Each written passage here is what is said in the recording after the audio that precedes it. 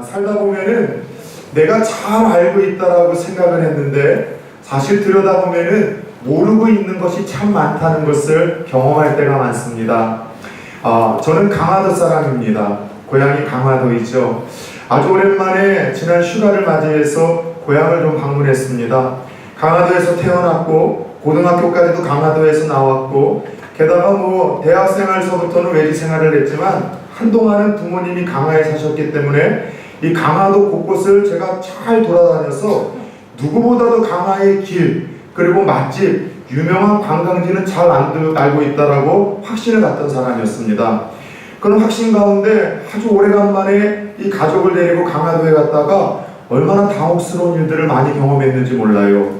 길들이 많이 뚫리고 도로가 새롭게 정비가 되면서 어디가 어디인지 내비게이션이 없이는 못 다니겠더라고요. 또 부산에서 강화까지 가려면은 항상 서울을 거치거나 인천을 거쳐서 강화를 가야 되는데 서울을 거치든 인천을 거치든 늘 다니던 길들이라 저는 눈 감고도 갈 수 있다라고 확신을 했는데 얼마나 많은 건물들이 들어서고 없던 도시가 생겼는지 진짜 내비게이션이 없이는요 여러분들 얼마나 당황스러운 일들을 많이 경험했는지 모르겠습니다. 근데 참 웃긴 것은 강화에서 태어나고 자라온 저보다도 오히려 외지 사람들이 강화의 길에 대해서 더 잘 알고 맛집에 대해서 잘 알아 오히려 역으로 저에게 소개를 하고 오히려 유명한 이런 좋은 관광지가 있다라고 저한테 소개를 해주는 이야기를 들으며 얼마나 좀 많이 놀랐는지 모르겠어요. 여러분 강화에서 태어나고 자랐지만 강화에 대해서 잘 모르고 있는 저는 그렇다 치더라도 여러분은 어떻습니까? 부산에서 태어나고 태어나지 않았어도 오래 살아온 여러분들 부산에 대해서 얼마나 잘 알고 있습니까? 얼마 전에 인터넷에 부산에 대해서 조금 외지 사람들에게 소개해 주고자 하는 목적으로 재미있는 퀴즈가 올라온 것을 좀 보게 되었는데 수요일날 잠깐 제가 설명을 해드렸는데 소개해드렸는데 부산 지명에 대한 퀴즈를 한번 내보겠습니다. 얼마나 잘 맞히는가 스스로 답해보세요. 부산에서 잘생긴 남자들이 가장 많이 모여 사는 곳이 있다고 합니다. 어디일까요? 미남이라고 합니다. 부산에서 가장 따뜻한 동네가 있다고 합니까? 있다고 합니다. 어디일까요? 온천장이라고 합니다. 반대로 부산에서 늘 추운 곳이 있대요. 어디일까요? 냉정이라는 것도 있습니까? 저는 영도라고 적어왔는데 항상 영도래요. 이 동네는. 부산에서 결혼식이 제일 많은 동네가 있다고 합니다. 남장군이 사시는 주례구가 결혼이 제일 많고요. 부산에서 사람 살기가 제일 편한 곳이 있다고 합니다. 문서경제가 이야기한 것처럼 안락동이라고 합니다. 부산에서 직장 잃기가 가장 수월한 곳이 있다고 합니다. 사직동. 끝으로 부산에서 항상 다치거나 죽을 수 있는 위험한 동네가 있다고 합니다. 사상구. 우스갯소리로 좀 썰렁한 분위기로 이 더위를 날려버리고자 문제를 내긴 했지만은요, 여러분 이 질문에 하나도 답을 하지 못하신 분들, 내가 부산에서 오래 살고 오래 지내와서 잘 알고 있다고 생각하지만 오히려 모를 수 있는 또 다른 부류들일 수도 있습니다. 여러분 중요한 것은 오래 전부터 알고 있다고 잘 아는 것은 아닌데 알 수 있다라고 착각하는 것은 우리네 영적인 세계에서도 얼마든지 일어날 수 있다는 거예요. 내가 예수 믿은 지 오래되었고 교회 다닌 지 오래되었기 때문에 누구보다도 성경에 대해서 잘 안다, 예수님에 대해서 잘 알고 하나님에 대해서 잘 안다라고 확신하지만 막상 들여다보면 성경에 대해서, 하나님에 대해서, 예수님에 대해서 참 무지한 성도님들이 많다라는 것 때문에 목사로서 종종 놀랄 때가 있습니다. 근데 역으로 오히려 교회를 다니시지 않는데 만나서 이야기를 하다 보니 성경에 박식하신 분들이 있어요. 물론 그분들이 성경에 대해서 박식한 지식을 갖는 것은 좋은 목적으로 습득한 지식은 아닙니다. 교회에 대해서 너희들이 이렇게 모른다는 것, 또 교회에 대해서 어떤 공격을 하기 위한 목적으로 이 성경을 연구하고 예수님과 하나님에 대해서 연구하시어 깜짝깜짝 놀라게 하시는 분들이 있다는 것이죠. 저는 그런 의미에서 지난 주일서부터 여러분들과 함께 마태복음이라는 이 말씀을 나눌 수 있게 된 것이 개인적으로 참 기대가 되고 기쁩니다. 왜냐하면 이 마태복음은 예수님의 제자 마태를 통해서 들을 수 있는 복음의 이야기와 이 복음의 주인공, 성경의 총 주제 주인공이라 할 수 있는 예수님에 대한 이야기가 가득한 책이기 때문이죠. 특별히 오늘 본문에도 마태를 통한 그분의 이야기, 특별히 예수님이 어떤 분인지에 대한 소개가 기록되어 있는데, 바라게 오늘 말씀을 통해서 이미 예수를 믿고 있는 분들도, 혹 예수를 믿은 지 얼마 안 되신 분들도 우리가 믿는 그 성경의 주인공이라고 하는 예수님이 누구이신지에 대해서 더 깊고 바르게 알아갈 수 있는 특별한 시간이 되어질 수 있기를 예수 그리스도의 이름으로 축원합니다.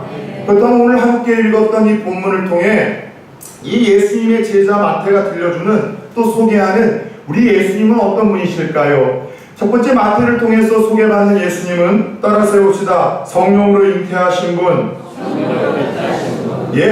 이 마태를 통해서 하나님은 예수 그리스도를 성령으로 잉태하시고 탄생하신 분이라 우리에게 소개를 하고 있습니다. 하나님은 예수 그리스도를 인류의 구원자로 이 땅에 보내시기 위하여 한 여인을 택하셨었죠. 바로 정혼한 마리아라는 여인이었었습니다. 마리아는 그 당시 요셉이라는 청년과 이 정혼한 상태였었습니다. 신랑을 두고 결혼을 앞둔 여인이 신랑과 무관없는 아이를 갖게 되었다는 것, 이것은 여러분 보통 큰 문제가 아니겠죠. 게다가 그 당시에는요, 만약 여러분 정혼자가 있었는데 다른 남자의 아이를 임신했다는 사실이 발각이 된다면 동네에 끌려나와 돌에 맞아 죽는 그런 시대적인 상황이었었습니다. 이런 시대적인 상황 속에서 마리아가 요셉이 아닌, 사람의 아이가 아닌 성령으로 하나님의 아들을 잉태하였다는 것, 여러분 이것은 마리아에게도 요셉에게도 보통 큰 문제가 아니었었고 참 괴로웠었던 사건이었을 것입니다. 특별히 마리아도 마리아이지만 여러분들 그 배우자였었던 요셉이 이 충격적인 소문을 들었을 때 여러분들 얼마나 놀랐을까요? 만약 여러분들이 이 요셉이었다면 자기의 정혼자 약혼녀가 어느 날 자기와 무관한 아이를 갖게 되었다는 소식을 들었을 때 여러분 어떻게 반응하시겠습니까? 어떻게 행동하시겠습니까? 참 흥미로운 것은 이 충격적인 사건을 듣고 오늘 본문 19절 20절을 보면 요셉이 어떻게 행동을 했는가 하면 의로운 사람이라 이를 드러내지 않고 가만히 끊고자 생각을 했다라고 이야기를 합니다. 자, 첫 번째, 이 요셉을 향하여 하나님의 인정과 평가가 의로운 사람이라고 이야기를 하는데, 의로운 사람이 어떤 사람인가 요셉을 통해서 잠깐 우리는 들여다볼 수 있습니다. 하나님이 인정해 주시는 의로운 사람, 하나님이 여러분들 책망하는 불의한 사람은 어떤 사람들일까요? 오늘 요셉을 통해서 살펴보건대 의로운 사람이란 사랑하는 사람의 실수와 허물이 있을 때 드러내기보다는 긍휼한 마음으로 덮어주는 사람이 의로운 사람이라는 것을 발견하게 됩니다. 가끔 보면은 자신의 남편이나 또 아내의 실수와 허물을 습관적으로 흉보고 다니는 사람들이 있습니다. 하나님 보실 때 불의한 배우자들이라고 할 수 있죠. 교회 안에서 누군가의 실수와 누군가의 허물에 대해서 여러분 좋지 않은 의도로 자꾸 험담을 하고 비판하고 다니는 사람들이 있습니다. 하나님 보실 때 역시 불의한 자들입니다. 하나님 보실 때 의로운 자는 누구입니까? 사랑하는 이의 실수와 허물이 보일 때 그것을 잘못된 의도로 드러내기보다는 불쌍한 마음으로 드러내지 않고 덮어주려는 사람, 바로 요셉과 같은 사람이 하나님 보실 때 의로운 사람이라 이야기를 하십니다. 여러분 주위에 누군가의 실수와 허물이 보이거나 배우자의 실수와 허물이 보이거나 동역자들의 실수와 허물이 보이거나 드러내서 험담하는 불의한 자들이 아니라 긍휼한 마음으로 덮어주고 기도해주는 하나님 앞에서 의로운 자들로 설 수 있기를 예수 그리스도의 이름으로 축원합니다. 두 번째, 하나님 보실 때 의로운 자는 어떤 자입니까? 어떤 상황 속에서도 섣불리 속단하거나 행동하기보다는 기도하며 한 번 더 생각하는 의로운 자라 주님 말씀하십니다. 무엇이 최선인가? 이 상황 속에서 내가 어떻게 말하고 행동해야 하는 것이 옳은 것인가? 어떤 것이 하나님의 뜻인가? 끊임없이 화가 나고 감정이 여러분 들끓는 그 상태에서 내가 한 번 더 생각하며 참을 수 있는 사람, 이런 사람이 의로운 사람이라는 것이죠. 생각해 봅시다. 사실 우리네 인생에서 삶을 돌이켜보면 너무나 섣불리 속단하고 행동함으로 인해서 일을 그르치는 경우들이 참 많지 않았습니까? 조금 감정을 한 번만 더 생각하고 추스렸으면 좋았을 것을 그냥 그 감정을 거스르지 않고 툭 말을 내뱉었다가 툭 여러 행동을 했다가 그동안 쌓아 올렸던 내 인격과 내 삶이 다 무너지거나 좋았던 관계가 한 번에 여러분 다 우르르 깨져버리거나 여러분 돌이킬 수 없는 강을 건너는 일들이 얼마나 많냐는 것이죠. 사랑하는 여러분, 오늘 요셉을 통해서 우리가 의로움의 삶을 들여다보시길 바랍니다. 불의한 자들이 아니라 주위 가까운 배우자들과 동역자들과 이웃들의 실수와 허물이 보일 때 여러분 불온한 생각과 의도로 드러나기보다는 긍휼한 마음으로 덮어줄 수 있는 자, 더 나아가 뜻하지 않은 사건과 상황 속에서도 화를 내거나 감정을 드러내기보다는 기도하며 한 번도 묵묵히 생각할 수 있는 사람, 이런 의로운 자들이 되어질 수 있기를 예수 그리스도의 이름으로 축원합니다. 우리 요셉은 그 충격적인 정원녀의 임신 소식을 듣고 그는 조용히 사건을 무마하려고 합니다. 왜냐하면 이것이 드러나게 될 때 사랑했던 그 마리아가 비록 배신감을 주었지만 사람들에게 끌려가 돌에 맞아 죽을 것을 알고 있었기 때문입니다. 그래도 한때 사랑했던 그녀를 살리고자 조용히 자기 자신 하나 희생하며 이 약혼을 무효로 파혼으로 결정을 지으려고 했습니다. 그런데 그렇게 그가 기도하며 깊은 생각에 빠졌을 때 그 절묘한 타이밍에 하나님의 사자 천사가 나타나 다음과 같은 말씀을 들려줍니다. 본문 20절입니다. 이 일을 생각할 때에 주의 사자가 현몽하여 이르되 다윗의 자손 요셉아 내 아내 마리아 데려오기를 무서워하지 말라. 따라서 오시다. 그는 그에게 잉태된 자는 성령으로 된 것이라. 예, 이 요셉이 이 일로 인하여 그래도 이 상황 속에서 어떤 게 하나님의 뜻일까?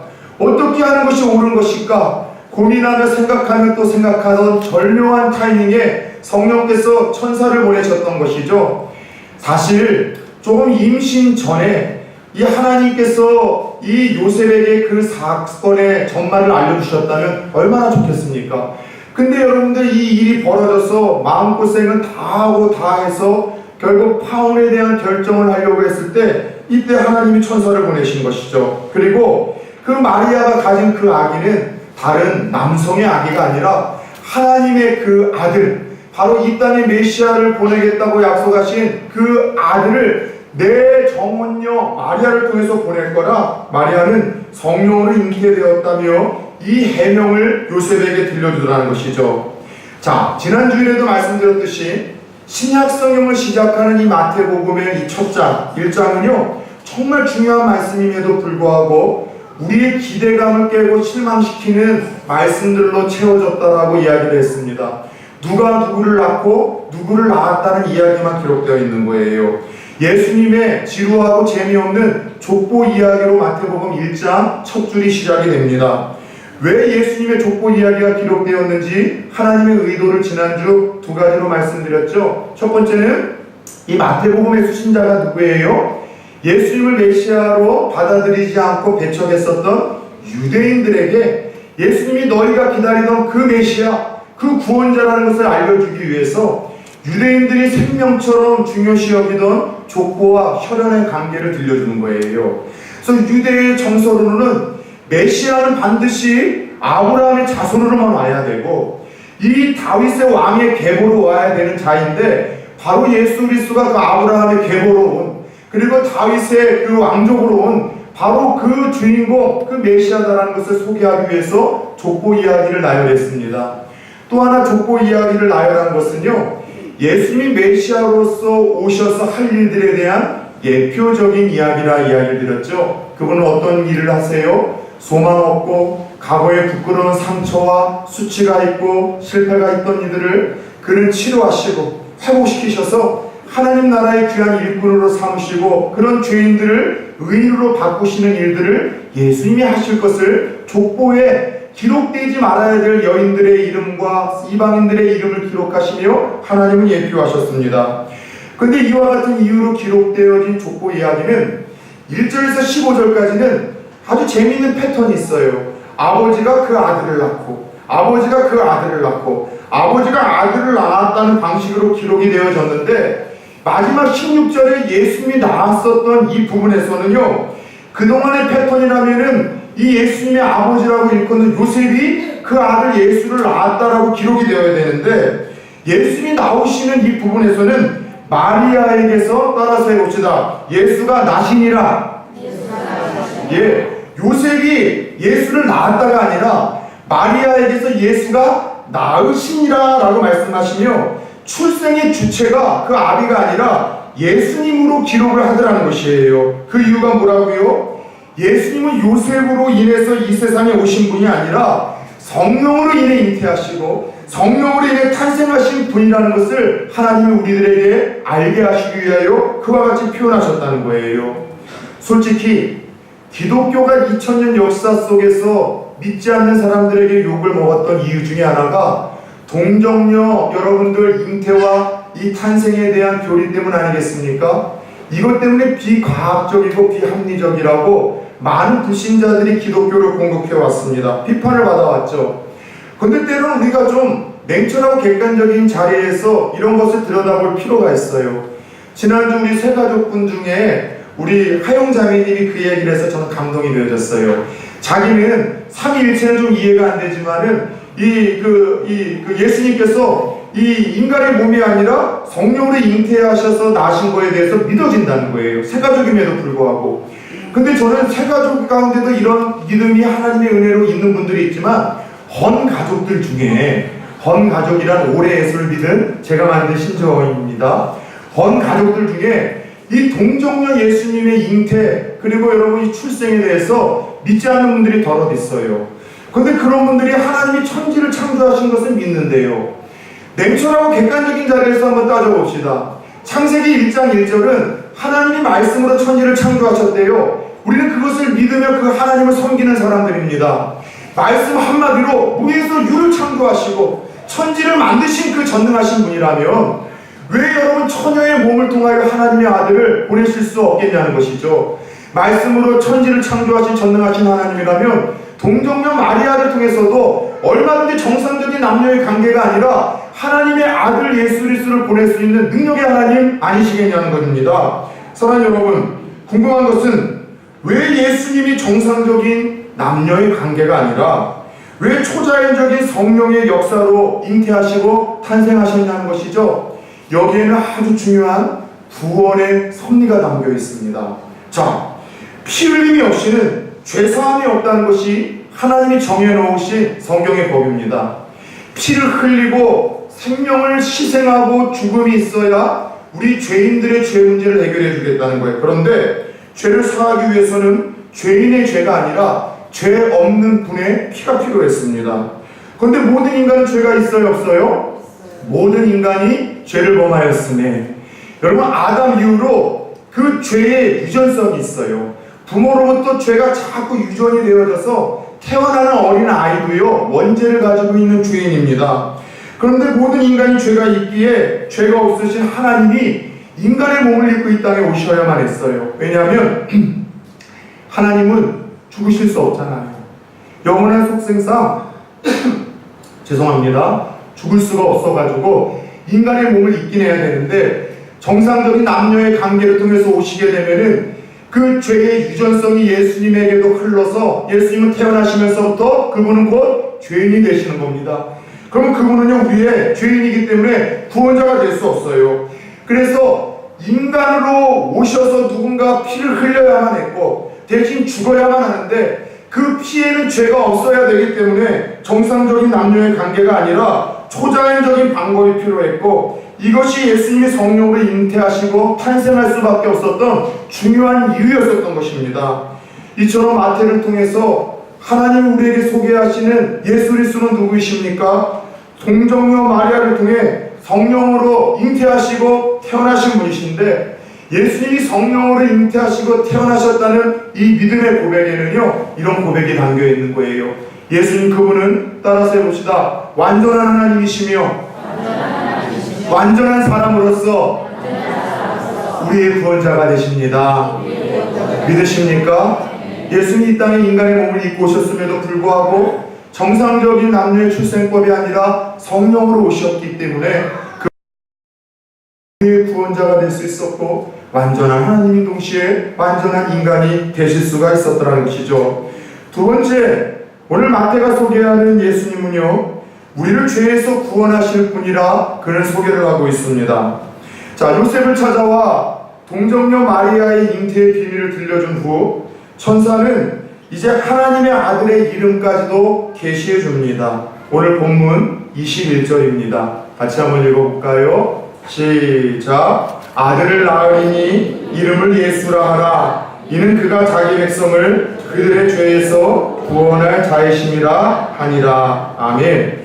자, 이 천사는 이제 하나님의 아들의 이름을 예수라라고 지을 것을 이야기를 해주었습니다. 두 번째 소개한 하나님의 아들 예수는요, 우리를 죄에서 구원할 자라는 것이죠. 자, 예수라는 이 말은요, 사실 헬라어입니다.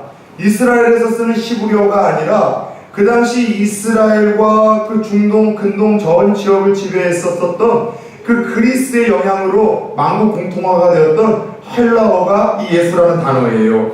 이 예수라는 이름은 따라서 해봅시다. 여호와는 구원이시다. 여러분, 이 뜻이 있었음을 아셨어요? 예수라는 이름의 원래 뜻은 여호와는, 하나님은 우리의 구원이시다라는 고백이 담겨 있습니다. 그런데 이 헬라어로 기록되는 예수라는 이름이 이스라엘의 히브리어로 표현이 되어지면 여러분이 아주 익숙해서 잘 알만한 사람들의 이름이 나옵니다. 여호수아라고 들어보셨어요? 호세아라고 들어보셨어요? 여호수아, 호세아가 예수라는 이 이름의 히브리식 원래 이름이에요. 마치 우리가 도쿄를 가리켜서 동경이라고 하고 베이징을 가리켜서 북경이라고 이야기를 하는 것처럼 원래 호세아, 여호수아라는 예수님의 이름이 헬라식으로 예수름이 기록이 되어진 건데, 중요한 거는 예수라는 이 이름을 통해서 우리는 그분이 이 땅에 오신 중요한 목적 하나를 발견하게 되는데, 그것은 우리의 죄를 구원해 주시기 위해서, 우리의 죄를 구원해 주시기 위해서 이 땅에 오셨다는 것입니다. 특별히 예수님이 이 땅에 우리의 죄인의 죄를 구원하시기 위해 오셨다는 것은 다음의 구체적인 세 가지를 뜻합니다. 우리의 죄를 구원하기 위해 오셨다는 첫 번째 뜻은 죄책감으로부터 우리를 벗어나게 하시는 분이라는 거예요. 그래요. 사람은 죄를 짓고 나서 그 죄책감으로 인하여 평생의 양심의 가책과 큰 고통을 겪게 되어 있습니다. 자잘한 죄는 그렇겠지만 자기가 생각하더라도 누구에게 말할 수 없는 큰 죄의 문제 때문에 평생에 걸쳐서 신음하고 수치심 속에서 죄책감 속에서 눈물을 흘리는 분들 참 많이 만나봤어요. 삶 속에서 뜻하지 않는 어려움만 찾아와도, 문제만 찾아와도 과거에 내가 하나님 앞에 지었던 그 죄값을 받는구나 라고 생각하며 그렇게 신음하시는 분들이 더러 있더라는 것이죠. 믿음의 사람들은 어땠을까요? 다윗도 그랬었죠. 하나님의 마음에 합한 자라고 일컬음 받았던 그도 여러분 우리아의 아내 밧세바를 취해서 성적인 문제로 넘어지게 됩니다. 그리고 그 문제가 잘 덮여서 아무도 모르고 있었어요. 그러나 그 상황에서도 다윗이 여러분들 절규를 우리는 시편을 통해서 알게 됩니다. 밤마다 그 죄책감으로 인해서 침상을 눈물로 적셨다라고 고백을 하며 토설하고 회개하지 아니하고 사라지지 않는 그 죄책감 때문에 자기 뼈가 꺾이고 썩기는 것 같은 창자가 뒤틀리는 고통을 받았노라고 이 다윗은 시편 51편에서 고백을 하고 있더라는 것이죠. 여러분, 그런데 중요한 것은 이와 같은 과거에 씻을 수 없을 것 같은 이 죄책감이 바로 예수 그리스도로 인해서 해결이 되어지고 용서가 되어지고 제거가 되어진다는 거예요. 이 과거의 큰 수치와 부끄러움과 이 죄책감의 문제를 해결해 주시기 위하여 예수님은 구원자로 이 땅에 오셨다는 것입니다. 믿으십니까? 그래서 예수는 시편 103편 12절에서 보면 동에서 서에서 먼 것처럼 우리의 죄가를 멀리 옮기시는 분이시고, 그리고 요한일서 1장 8절 9절의 말씀처럼 우리가 자백하고 고백하면 우리의 죄를 용서하시고 의롭다고 말씀해 주시는 분이시고, 이사야 43장 25절의 말씀처럼 예수 그리스도는 우리의 모든 과거의 죄책감과 실수 허물을 여러분 도말해 주시고 도말한다는 것은 도배를 하여 옛날 더러웠었던 벽지를 덮는다는 뜻이에요. 도말해 주시고 오히려 기억지도 아니하실 것을 약속을 하셨습니다. 그래서 우리가 하나님 앞에 서게 되는 날, 예수 믿지 않는 자들은 하나님 앞에서 행했었던 그 부끄러운 죄가들, 비록 세상에 드러나진 않았지만 숨겨진 죄가라고 할지라도 천사들과 하나님과 수많은 성도들 앞에서 그 죄가들이 다 공개되는 그 심판의 날, 예수 믿는 사람들에게는 하나님의 약속대로 하나님이 편집을 해주세요. 우리의 과거의 실수, 과거의 죄악들, 과거의 부끄러움들 다 잘라서 편집을 해주시고, 예수 믿고 나서 우리가 얼마나 충성되게 하나님 앞에 섬겼는지, 얼마나 믿음으로 세상에 정말 우리가 변화시키는 일 위에 앞장섰는지 우리의 부끄러운 과거는 편집해 주시고 우리의 아름다운 삶과 섬김과 그런 모습들을 하나님께서 드러내 주실 것이라는 것을 깨닫기를 축원합니다. 따라서 우리의 과거의 모든 죄과 우리의 모든 죄책감을 우리 구원해 주시는 분이 바로 그 예수 그리스도일 것이라는 이 약속의 말씀을 마태를 통해서 들려주고 있는 거예요. 두 번째, 예수는 우리를 죄에서 구원해 주실 분이라는 것은 죄의 지배로부터, 영향력으로부터 우리를 벗어나게 해주신다는 약속입니다. 요즘에 중독으로 인하여 신음하시는 분들이 많습니다.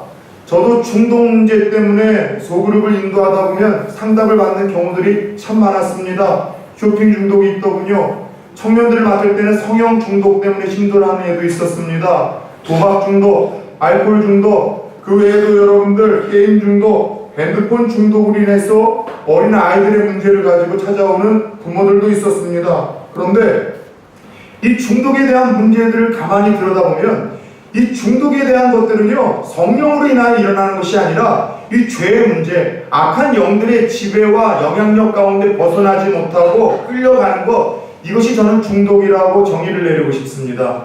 그동안 중독에 대한 사항들을 이렇게 제가 상담을 하며 들여다본 결과 제가 두 가지 공통점을 발견했어요. 첫 번째, 거룩한 것은 중독이 절대 없더군요.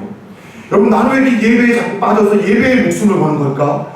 나는 왜 이렇게 기도를 오래 하고 자주 하는 거지? 나는 나가기만 하고 입만 벌리면 자꾸 전도를 해서 자꾸 이렇게 복음을 전하는 걸까? 아니, 나는 왜 이렇게 많이 충성하고 헌신하는 거지? 예배 드리는 거나 기도하는 거나 전도 많이 하는 거나 봉사하는 거나 다른 사람 섬기는 거나 열심히 공부하는 것 때문에 중독에 걸려서 여러분 고민하는 분들은 제 짧은 생애 속에서 아직은 만나보지를 못했어요. 여러분, 중독은 거룩한 것은 걸리지가 않다는 거예요. 뭘 의미합니까? 성령으로 말미암아 주어지는 것은 아니라는 거죠. 죄의 영향력이 바로 이 중독의 영향이라는 겁니다. 두 번째 중독의 특징은 뭐냐? 내 힘으로는 끊을 수 없을 만큼 강력한 힘이라는 거예요. 여러분, 끊임없이 넘어지고 쓰러지는 그 죄과 주일날 올 때마다 하나님 용서해달라고 고백하는 그 죄의 문제를 찬찬히 들여다보십시오. 다 습관적인 죄 아닙니까? 지난날도, 지난주도, 지난달도, 지난해도 끊임없이 넘어지고 쓰러지는 그 죄의 문제로 인해서 똑같이 발목을 잡히지 않냐는 것이죠. 그럼에도 불구하고 수도 없이 결단하고 다짐하고 마음먹었지만 우리 그 죄가에 질질질 끌려가 늘 수치심과 부끄러움 앞으로 하나님 앞에 나아가지를 못합니다. 여러분, 내 힘으로 끊을 수 없는 강력한 죄의 힘, 이게 바로 중독이에요. 그런데 그와 같은 강력한 죄의 힘, 그 영향력, 비록 중독이라 할지라도 벗어날 수 있는 방법은 오직 예수 그리스도의 이름과 십자가의 능력뿐이라는 거예요. 믿으십니까? 예수의 이름에는요, 우리의 모든 중독을 끊을 수 있는 강력한 힘이 있는 줄 믿습니다. 십자가의 능력은요, 우리의 모든 삶의 문제, 죄의 강력한 영향력을 끊어버리고 우리를 치료할 수 있는 유일한 처방자가 될 수 있음을 믿으시길 축원합니다. 따라서 예수 그리스도가 우리의 죄에서 건져주신다는 것은 과거에 넘어지고 쓰러졌었던 죄책감에서부터만 건져줄 뿐만이 아니라 지금 나를 끊임없이 옥죄이고 끊임없이 넘어지게 하고 끊임없이 쓰러지게 만들어서 하나님 앞에 나아가는 것도 부끄럽게 만들고 하나님 앞에 나아가 기도하는 것도 힘들게 만드는 이 지금의 죄의 영향으로부터도 우리를 건져주시겠다는 그 의미라는 것이죠. 세 번째, 예수 그리스도는 우리를 우리의 죄에서 구원하신다는 이 말의 마지막 뜻은 죄의 저주, 결과로부터 우리를 건져주신다는 거예요. 죄의 싹은 사망입니다. 이 죄는요, 우리에게 수치심과 그로 인한 평안함을 빼앗고 우리의 삶에 불행을 줄 뿐만이 아니라 죽어서 두 번째 사망이라 일컫는 그 영원한 형벌, 그 지옥으로 우리를 이끌어가게 만드는 것이 유죄라는 것입니다. 그래서 죄의 싹은 사망, 영원한 형벌, 지옥입니다. 여러분, 그래요. 전에도 제가 여러 번 이야기를 했듯이 우리가 예수를 믿고 교회를 나와야 하는 이유가 좀 더 착해지거나 마음의 위안을 얻거나 어떤 보이지 않는 힘의 능력을 빌어서 부귀영화를 얻기 위함이라면 저는 계속해서 이야기를 하고 싶습니다. 꼭 교회 나오실 필요 없어요. 그런 목적이라면 꼭 예수 믿을 필요 없습니다. 왜요? 여러분, 불교도 유교도 이슬람교도 착하게 살라고 가르칩니다. 그들을 여러분 믿는 그 신의 힘을 이용해 부귀영화를 누리라고 이야기를 합니다. 더 괜찮은 존재가 되라고 다 똑같이 가르쳐요. 이 모든 것은 타교에서도 충돌하는 그런 삶입니다. 그러나 우리가 예수를 믿어야만 하는 분명한 이유, 예수만이 우리의 생명이요 구원자라고 이야기하는 것은 그분이 오신 목적대로 그분만이 우리의 죄의 문제를 해결할 수 있고 죄의 영향력으로부터 건질 수 있고 죄의 형벌과 저주로부터 건질 수 있는 메시아이기 때문인 줄 믿으시기 바랍니다. 사도행전 12장 4장 12절에서도 약속하셨어요. 다른 이로서는 구원을 받을 수 없나니 저나 사람 중에 구원을 얻을 만한 다른 이름을 주신 일이 없습니다. 요한복음 14장 6절에서도 말씀하셨죠. 내가 곧 길이요 진리요 생명이니 나로 말미암지 않고는 아무도 아버지에게로 올 자가 없느니라. 그렇습니다. 예수 그리스도는 마태를 통하여 하나님 우리에게 소개하듯이 우리의 죄를 구원하시어 과거의 죄책감으로부터 지금 내가 벗어날 수 없는 이 중독적인 죄의 영향으로부터 과거의 죄로 인하여 후에 가게 될 천국이 아닌 영원한 지옥이라는 형벌로부터 우리를 구원해 주시기 위하여 이 땅에 오신 분, 바로 그분이 우리의 창조주 하나님, 우리의 아버지 하나님, 구원자, 메시아 예수 그리스도이십니다. 끝으로 마태를 통해 하나님 우리에게 소개하는 예수 그리스도는 우리와 함께하는 임마누엘의 하나님이라 말씀을 하십니다. 자, 요셉에게 앞으로 태어날 하나님의 아들의 이름이 예수라라고 알려준 천사는 또 다른 예수님의 이름 하나, 이사야서부터 바로 700년 전에 예수님 태어나기 전 700년 전부터 약속하셨던 또 하나의 예수님의 이름을 하나 알려주시는데 오늘 본문 23절입니다. 같이 한번 읽어볼까요? 보라, 처녀가 잉태하여 아들을 낳을 것이요 그의 이름은 임마누엘이라 하리라 하셨으니 이를 번역한즉 하나님이 우리와 함께 계시다 합니다. 아멘. 따라서 해봅시다. 임마누엘. 저는 임마누엘이라는 이 단어가 참 좋아요.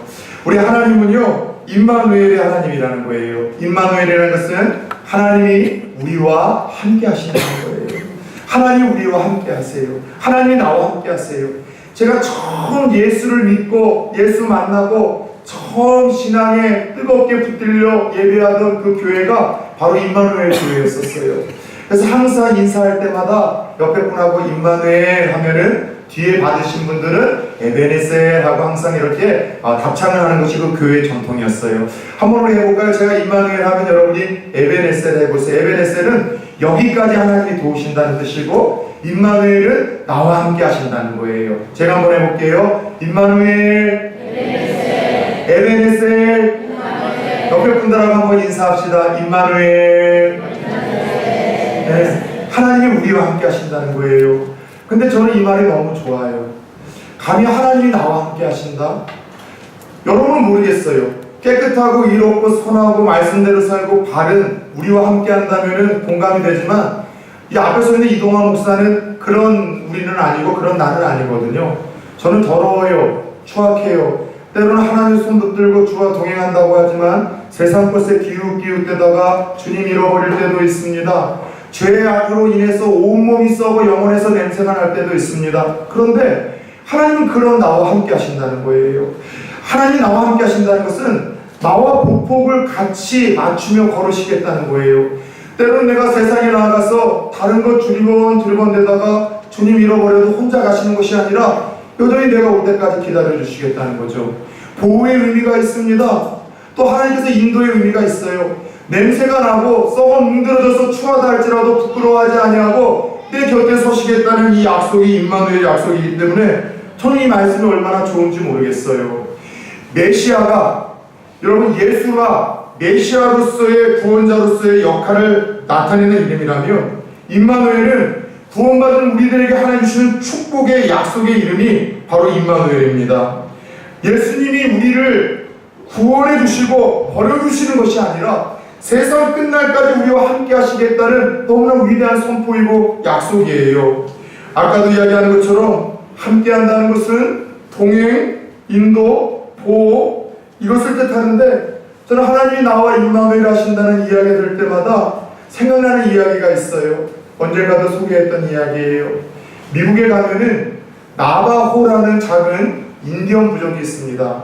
제가 가보니까 LA에서 라스베가스로 가다 보면은 그 라스베가스 끝쪽에 갔을 때 거기 이제 분포하는 그런 인디언족입니다. 그런데 이 부족에는요, 남자아이가 13살이 되면 독특한 성인식을 치르는 것으로 유명한 부족입니다. 13살이 되면 아이를 깊은 산속에서 데리고 가 홀로 그 산속에서 맹수와 싸우며 이겨내게 만드는 것, 이것이 이 부족의 독특한 성인식이었어요. 어느덧 13살이 되어서 이제 성인식을 치러야 될 어린 소년 하나가 아버지의 손에 이끌려 깊은 계곡으로 갔습니다. 깊은 계곡으로 들어갈수록 어디선가 이름 못 모를 맹수들의 울음소리, 그리고 여러분 부시럭대는 소리 하나하나가 모든 머리카락을 쫓을 만큼 여러분 이 아이를 두렵게 만들었죠. 그리고 이 아버지는 아주 깊은 그 산속 계곡에 이 아이를 홀로 놔둬놓고 무심하게 돌아서 혼자 내려와 버렸습니다. 여러분 한번 생각해 보십시오. 저 여러분이 깊은 밤에 불빛 하나 보이지 않는 그 여러분들 으슥한 곳에 홀로 하룻밤을 지새고 온다면 여러분 어른인 우리들에게도 제법 두렵고 불안한 일 아니겠습니까? 이 아이에게도 그랬겠죠. 이 아이에게는 온갖 들려오는 소리가 이제는 신경에 거슬립니다. 발자국 부시럭대는 소리, 또 그리고 작은 어떤 불빛 하나에도 맹수가 다가오는 것은 아닌가 두려워했었죠. 그리고 그런 두려움과 불안함 때문에 한숨도 자지 못했고, 맹수에 대한 두려움과 불안함 때문이 아니라 그런 자기를 그 깊은 곳에 홀로 버려두고 그렇게 뒤돌아버린 아버지에 대한 섭섭함과 원망 때문에도 잠을 이루지 못했을 것입니다. 하루 빨리 시간이 지나서 아침이 오기를 기다렸고, 그렇게 오지 않을 것 같은 이 뜬 눈으로 밤을 새우며 이 소녀는 아침을 맞게 됩니다. 너무나 기뻤죠. 그리고 드디어 자기가 살아냈다, 그리고 성인이 되었다는 기쁨으로 막 짐을 챙기기 시작하는데, 순간 자기가 머물렀던 곳 얼마 되지 않은 곳에 뜻밖의 인기척이 들리더라는 거예요. 보았더니 아버지가 서 있는 겁니다. 간밤에 자기를 버리고 도망가는 줄 알았던 그 아버지가 마치 동산이라도 된 듯 그 아들이 있는 곳을 향해 활시위를 당긴 채 여러분 그렇게 서 있는 모습을 본 거예요. 뭔가 하면 이 아버지는 혹시 아들이 맹수의 공격이라도 받게 되면 지체 없이 화를 쏘기 위해서 밤새도록 떠나지 않고 보이지 않는 이 아들의 곁에서 아들과 함께하며 아들을 지켜주었던 것이죠. 전 이야기를 들으며 임마누엘의 하나님이 이런 분이 아실까 하는 생각을 갖게 됐어요. 이사야 43장 12절에서도 주님은 다음과 같은 임마누엘의 약속을 들려주십니다. 야곱아, 너를 창조하신 여호와께서 지금 말씀하시느니라. 이스라엘아, 너를 지으신 이가 말씀하시느니라. 너는 두려워하지 말라. 내가 너를 구속하였고 내가 너를 지명하여 불렀나니 너는 내 것이라. 내가 물 가운데로 지날 때에 내가 너와 함께 할 것이라. 강을 건널 때 물이 너를 침몰하지 못할 것이며 내가 불 가운데로 지날 때 타지도 아니할 것이요 불꽃이 너를 사르지도 못하리니. 예수 믿고 구원받아 그분의 자녀가 되었어도 우리는 물을 건너야 될 때가 있대요. 불꽃 사이를 지나야 될 때가 있대요. 강을 건너야 될 때가 있대요. 그러나 그 불꽃을 거닐고 강을 건너고 물을 건너야 될 때는 있지만 그 가운데도 하나님 우리와 떠나지 아니하시고 함께 하시고 우리를 지키시겠다는 임마누엘의 약속을 주셨다는 것이죠. 그래요, 우리는 결코 혼자가 아닙니다. 부모가 없습니까? 자식이 없습니까? 남편이 없고 아내가 없습니까? 그러나 외로워하지 마십시오. 우리 하나님이 그런 저와 여러분들과 함께 하십니다. 기쁠 때나 슬플 때나 성공하거나 말씀대로 살거나 부유할 때만이 아니라 실패하거나 넘어지거나 범죄했을 때도 하나님 우리를 떠나지 아니하시고 그런 냄새나는 우리를 안으시고 우리와 동행하시고 우리를 지키시어 결국 우리들이 서야 되는 영원한 천국으로 이끄시겠다라고 주님은 임마누엘의 약속을 주셨습니다.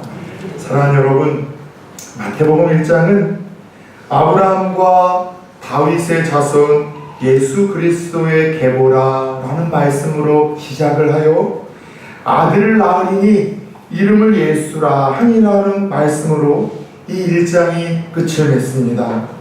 예수로 시작해서 예수로 끝나는 것이 우리 기독교예요. 앞을 봐도 예수, 뒤를 봐도 예수, 하늘 봐도 예수, 땅을 봐도 예수, 사방을 봐도 예수, 시작도 마침도 오직 예수 그리스도가 우리 기독교와 복음의 핵심이라는 것이죠. 예수의 이름을 나의 하나님, 나의 구원자로 믿음을 담아 고백하면 구원이 임하는 줄 믿습니다.